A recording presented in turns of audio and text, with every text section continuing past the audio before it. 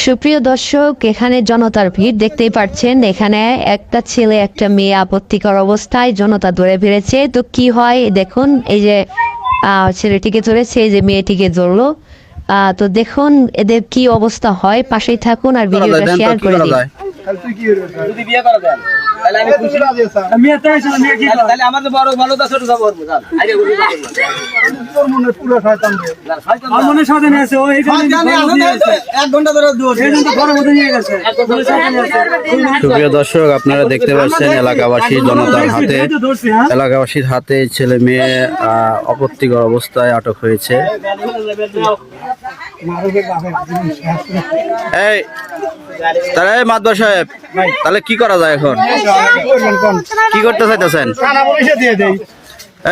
আমরা কোনো অন্যায় করি নাই ভাই। আপনি বিশ্বাস করেন আমার মনে শয়তান ছিল ঠিকই, কিন্তু আমি অন্যায় করতে পারি নাই।